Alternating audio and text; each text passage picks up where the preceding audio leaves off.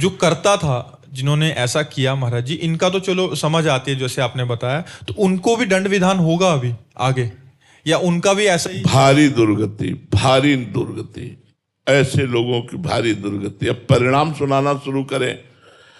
आत्मा प्रकाश स्वामी जी को जिन्होंने मारा, स्वामी जी ने नाम नहीं लिया, लेकिन 2-3 महीने बाद वो ऐसे पागल होकर चीख चीख करके कहते थे, मैंने स्वामी जी को मारा, मैंने स्वामी जी को मारा। पागल हो गए, मैंने स्वामी जी को मारा। परमानंद स्वामी जी को जिसने जहर दिया, जगदीश्वरानंद शिष्य था, ऐसे आंख पलक बनना बंद हो गई। पूरे शरीर में जैसे पानी लगने के बाद मिट्टी सूख जाती तो पपड़ी पड़ जाती है, ऐसे पपड़ी, और जहां उंगली रखो वहां मवाद। वो चिल्ला चिल्ला के कहता, मैंने गुरु जी को विष दिया, इसलिए मेरी दुर्दशा हो रही, मुझे बचा लो। कौन बचाए? सड़ के मरा। जब वहां हम सैनपुर में थे तब खबर आई कि मरा, जगदीश्वरानंद मर गया।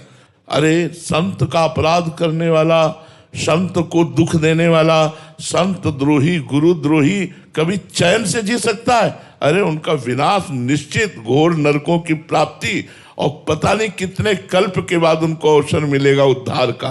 नरकों में भूंजे जाते हैं ऐसे लोग, प्रेत योनि को प्राप्त होते हैं, दुखमय योनियों को प्राप्त होते हैं। अगर प्राकृतिक माया के वसंतों से गलती भी बन जाए तो उन्हें क्षमा ही करना चाहिए, उनको दंड नहीं देना चाहिए, उनका तिरस्कार नहीं करना चाहिए, उनका अपमान नहीं करना चाहिए।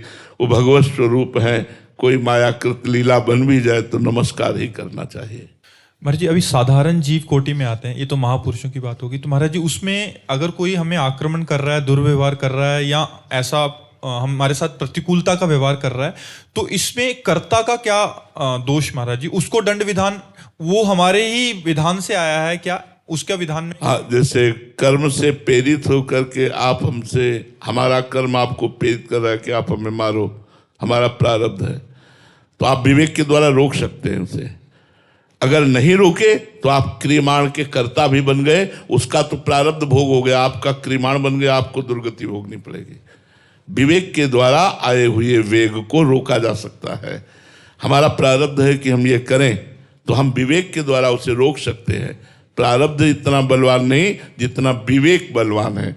विवेक भगवत प्राप्ति कराता है, विवेक सत्संग के द्वारा प्राप्त होता है, संतों के संग के द्वारा प्राप्त होता है। ऐसा नहीं कि मेरा प्रारब्ध है पिटने का और आप मुझे पीट रहे तो आप निर्दोष हैं।